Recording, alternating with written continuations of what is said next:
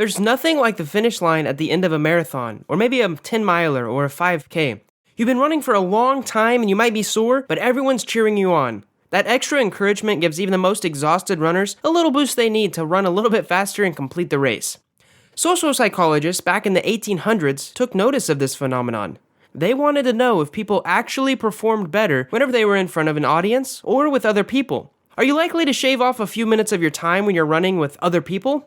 The answers and the studies that followed built something called social facilitation theory. Social facilitation theory is not the same theory it was back in the 1800s, but it's one of the oldest theories in the world of social psychology. This video is all about social facilitation theory, what it means, and how you can actually use it to perform better. Let's start with some of the earliest studies. In the 1800s, a social psychologist named Norman Triplett observed that cyclists performed better whenever they were in a group as opposed to cycling alone. He then decided to test out his theory on social facilitation in the lab. Experts believe that this could be the first social psychology experiment in the history of the study. The study asked children to wind up some fishing line. It was a pretty simple task. Some children worked alone, while others completed the task in front of another child. Triplett observed that the children who were in the presence of others actually worked faster. At the time, Triplett did not label this phenomenon social facilitation. The label came over 30 years later in the 1920s. As research continued, psychologists discovered that it doesn't just help someone to perform a task while someone else is doing the same task. Whether they are in the presence of a co-actor or an audience, the person is generally likely to perform better. Now, it would be remiss to cite an example from the 1800s and leave things at that. The way we conducted experiments 2 centuries ago are vastly different from the way that we conduct experiments now. As psychologists continue to test and then retest their theories, they often find conflicting evidence. Now, this actually happened with social facilitation studies. It took over 40 years for a social facilitation study to challenge what we know about this phenomenon.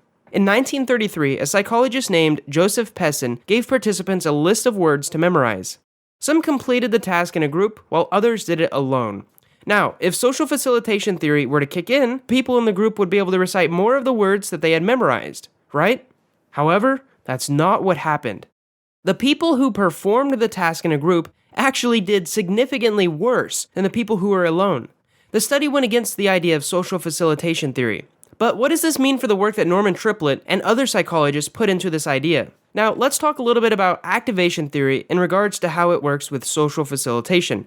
Because these two theories were eventually put together by psychologists like James Michaels and Robert Zajonc.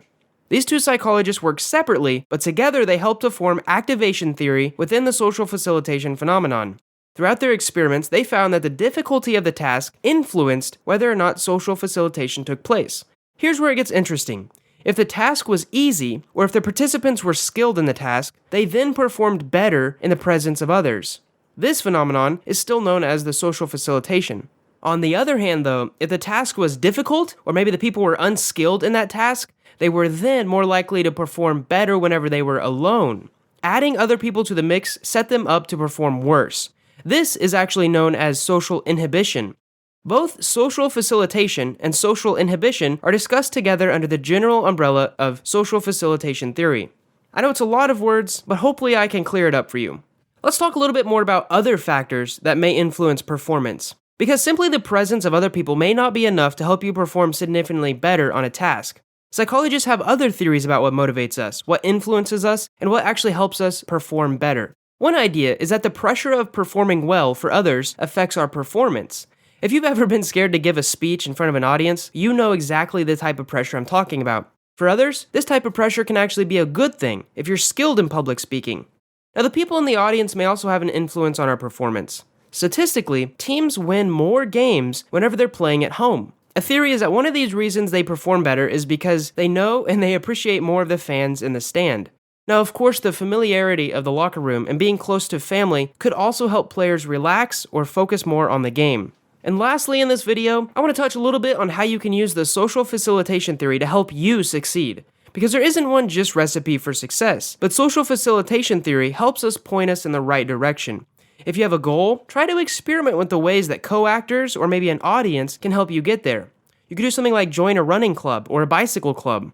If you've been practicing guitar, maybe you can sign up to perform at an open mic night. I highly recommend using an accountability buddy to keep you on track. Bringing other people into your journey can help you perform better and reach your goals sooner. On the other hand, though, if you don't tend to perform well in front of others, it might just mean that you have to practice alone more. You're not bad at the task, you just need to build up your skills and be more comfortable so that you can then start to perform in front of others, and hopefully perform better. Thank you guys for watching this video. I hope you enjoyed it and learned a little bit more about social facilitation and social inhibition.